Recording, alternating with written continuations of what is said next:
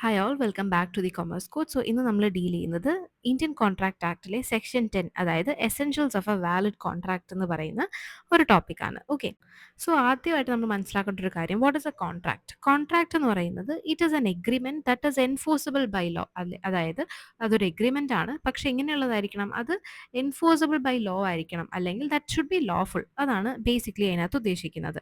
So ഇവിടെ നമ്മൾ എപ്പോഴും ഓർക്കേണ്ട ഒരു സ്റ്റേറ്റ്മെന്റ് ആണ്, all contracts are agreements but all agreements are not contract. പലപ്പോഴും കോമ്പറ്റേറ്റീവ് എക്സാംസ് ആണെങ്കിലും നമ്മുടെ സെമസ്റ്റർ എക്സാംസ് ആണെങ്കിലും അല്ലെങ്കിൽ whatever that is link to contract law നമുക്ക് പലപ്പോഴും കണ്ടുവരുന്ന ഒരു സ്റ്റേറ്റ്മെന്റ് ആണ്. ചിലപ്പോൾ ഇത് ട്രൂ ഓർ ഫോൾസ് ആയിരിക്കും, അല്ലെങ്കിൽ കമന്റ് ഓൺ ദി സ്റ്റേറ്റ്മെന്റ് എന്ന് പറയുന്ന ഒരു കോൺസെപ്റ്റിലായിരിക്കും ഈ ഒരു സ്റ്റേറ്റ്മെന്റ് തരുന്നത്. That is all contracts are agreement but all agreements are not contract. So ഈ ഒരു കോണ്ടെക്സ്റ്റിൽ അവർ ഉദ്ദേശിക്കുന്നത് ഈ സെക്ഷൻ 10 അല്ലെങ്കിൽ വാട്ട് ആർ ദി എസെൻഷ്യൽസ് എന്നുള്ളതാണ്.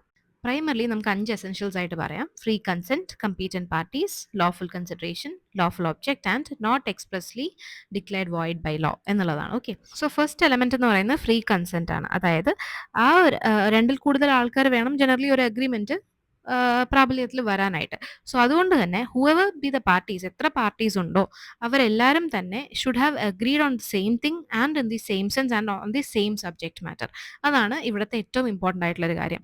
അപ്പം ഒരേ ഉദ്ദേശത്തോടു കൂടി എല്ലാവരും ഒരേപോലെ സമ്മതം ഉണ്ടായിരിക്കണം. അതാണ് ഫ്രീ കൺസെന്റ്.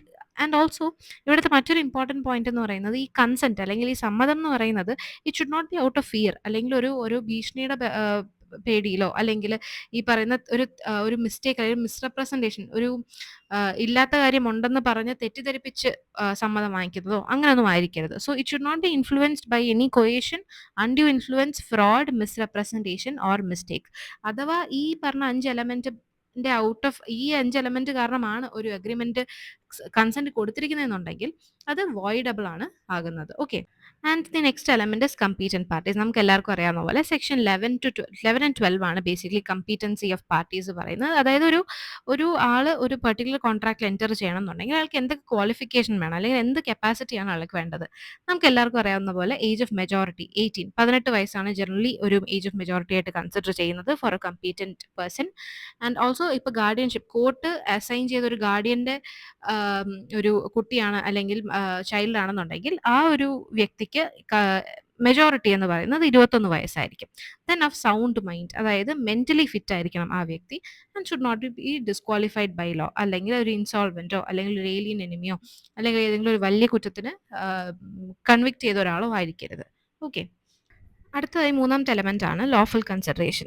കൺസിഡറേഷൻ എന്ന് പറയുമ്പോൾ സംതിങ് ഇൻ റിട്ടേൺ, അതായത് എനിക്കൊരു കാര്യം കിട്ടുമ്പോൾ ഞാൻ തിരിച്ചൊരു കാര്യം കൊടുക്കുന്നു. നമ്മളൊരു ഈസിലി മനസ്സിലാക്കാനായിട്ട് പറയുകയാണെന്നുണ്ടെങ്കിൽ, സോ ബേസിക്കലി ഇപ്പോൾ ഞാനൊരു കടയിൽ പോയി ഒരു സാധനം വാങ്ങിക്കുമ്പോൾ ഞാൻ പൈസ 10 രൂപയുടെ ഒരു ബിസ്ക്കറ്റ് വാങ്ങിക്കുകയാണെങ്കിൽ 10 രൂപ എന്ന് പറയുന്നതാണ് consideration that I am giving to the seller. അതേപോലെ എനിക്ക് തിരിച്ചു കിട്ടുന്ന പ്രൊഡക്റ്റ് ആണ് എൻ്റെ കൺസിഡറേഷൻ.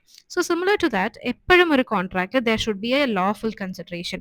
ആൻഡ് ഈ കൺസിഡറേഷൻ എന്ന് പറയുന്നത് ദർ ഷുഡ് ബി കൺസിഡറേഷൻ എന്നുള്ളൂ. അതായത് ചിലപ്പോൾ ഒരു കോടി രൂപ വർത്ത് വരുന്ന ഒരു വീട് ചിലപ്പോൾ 50 ലക്ഷത്തിനായിരിക്കും വിൽക്കുന്നത്. ദാറ്റ് ഇസ് സ്റ്റിൽ വാലിഡ് ഒരു കൺസിഡറേഷൻ ആണ്.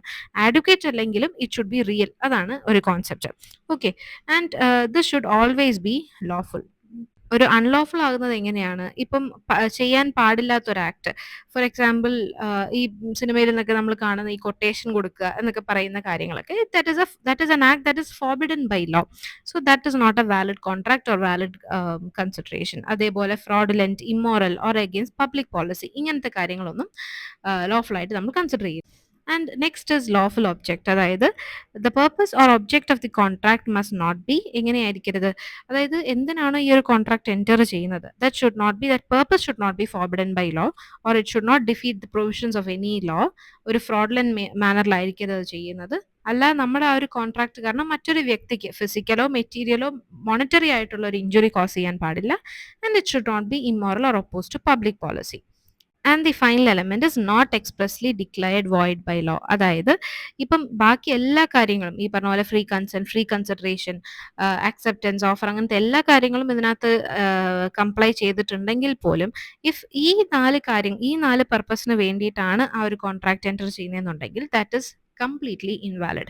First one is agreement in restraint of marriage. For example, A പറയാണ് ബിക്ക് ഒരു 10,000 rupees തരാം, if B is not marrying C, that is not a valid agreement. Then agreement in restraint of trade, അതായത് ഒരാൾക്ക് lawfully അയാൾ ഒരു profession അല്ലെങ്കിൽ trade അല്ലെങ്കിൽ ബിസിനസ് ക്യാരി ഔട്ട് ചെയ്യാനായിട്ട് അത് not to do that particular thing എന്നുള്ള രീതിയിൽ ഒരു കോൺട്രാക്റ്റിൽ എൻ്റർ ചെയ്യുവാണെന്നുണ്ടെങ്കിൽ again that is not valid. Agreement in restraint of legal proceedings, for example ഇപ്പോൾ A and B are getting into a contract and അതിനകത്ത് തന്നെ ഒരു ക്ലോസ് വെക്കുകയാണ്, neither of the parties shall approach court in case the contract is breached. അപ്പം അതും again is not a proper contract. Or then last is agreement by way of wager or bet, അതായത് നമ്മളിങ്ങനെ ഒരു example ആയിട്ട് പറയുകയാണെന്നുണ്ടെങ്കിൽ A ബിയുടെ അടുത്ത് പറയാണ് നാളെ മഴ വന്നാൽ നിനക്ക് ഞാൻ ഇത്ര രൂപ തരാം. Again that is not valid. So നമ്മൾ സോ ഫാർ ഡിസ്കസ് ചെയ്തത് free consent, competent parties, lawful consideration, lawful object, not expressly declared void by law. So if you need a further detailed notes or lectures, you can contact us. Thank you.